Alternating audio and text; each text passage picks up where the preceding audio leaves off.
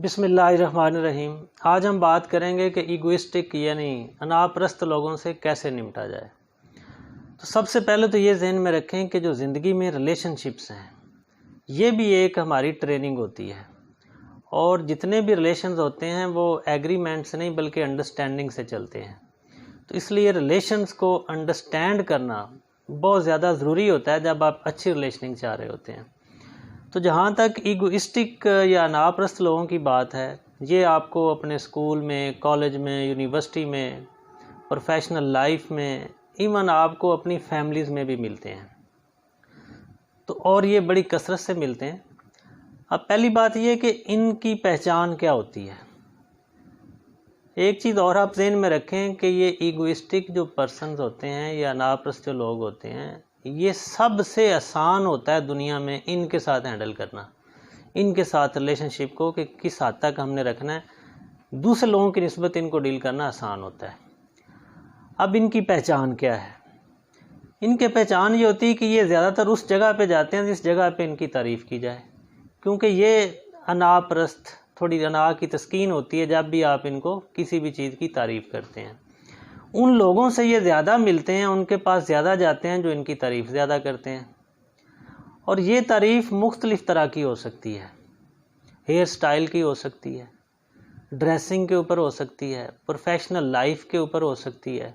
मतलब अब कोई गाड़ी उन्होंने ले लिया है उसकी तारीफ़ कर दें, तो ये मतलब उस जगह पे जा रहे होते हैं। अब मैंने ये क्यों कहा कि ये सबसे ज़्यादा होता है आसान इनको मैनेज करना, कि अगर आप उनको अवॉइड करना चाह रहे हैं तो उनकी तारीफ़ ना किया करें, और अगर आप उनको अपने करीब करना चाह रहे हैं तो फिर ऐसे ही देखा कि यार ये बंदा किस हवाले से कॉन्शियस है। अगर तो ड्रेसिंग के लिहाज से कर लिया तो ऐसे ही कह दिया कि यार क्या कमाल की शर्ट आपने पहनी हुई है, चाहे ना भी हो, लेकिन इससे क्या है कि वो बंदा आपसे मज़ीद सुनने की इंतज़ार में होता है। आप जितनी उसकी तारीफ़ करेंगे वो उतना उसके अना को तस्कीन मिलती है और वो आपको अपना बड़ा करीबी समझना शुरू हो जाता है। हेयर स्टाइल की तारीफ़ कर दें चाहे टिंडी हो, ये ज़रा ज़हन में रखना है कि अगर टिंड है तो फिर नहीं करना हेयर स्टाइल की तारीफ़ ना। आपकी आंखें बड़ी कमाल की हैं, क्या शख्सियत है आपकी, आपकी पर्सनैलिटी के लिहाज से आपका प्रोफेशन है। मतलब ये वो सिंपल सी बातें होती हैं जो इन लोगों को अच्छी लगती हैं, और ये प्रोफेशनल लाइफ में ज़रा ज़्यादा ये लोग पाए जाते हैं। स्पेशली आपके जो सीनियर्स होते हैं वो आते हैं तो एक्सपेक्ट कर रहे होते हैं कि आगे से हमें थोड़ा प्रोटोकॉल मिल जाए या इस तरह से हमारी कोई तारीफ़ की जाए। तो यार इसमें कर देने में हर्ज क्या है? कोई बंदा अगर इस तारीफ़ से खुश हो रहा है तो उसकी डबल कर दो। तो क्या होगा कि आपकी उनके साथ लाइजनिंग अच्छी हो जाएगी, आप अपने काम आसानी के साथ करवा सकते हैं उनसे।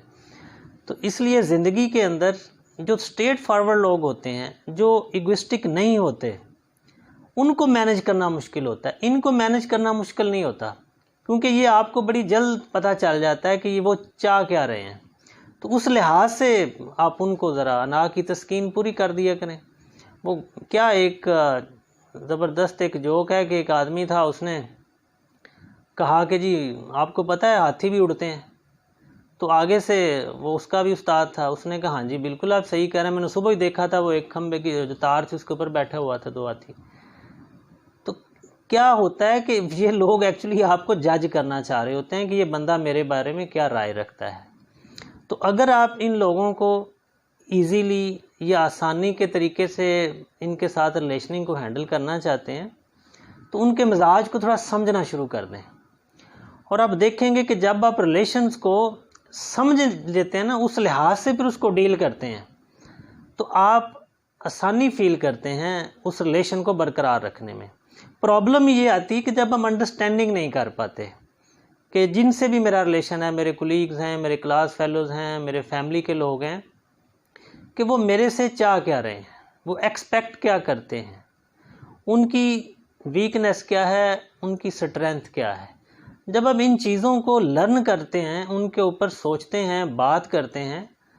अब एक प्रॉब्लम और भी होती है कि हम में एक थोड़ी सी ये हैबिट है आजकल कि हम अपनी ही बात सुनाने के आदी होते हैं।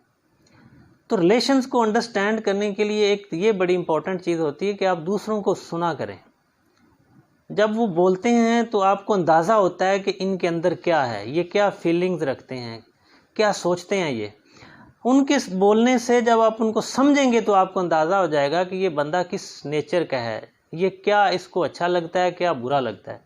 तो उस लिहाज से अगर आप इन चीज़ों को देखें और आपको अंदाज़ा हो जाएगा कि ये कितना अनापरस्त आदमी है, उस लिहाज से आप उसको हैंडल कर सकते हैं।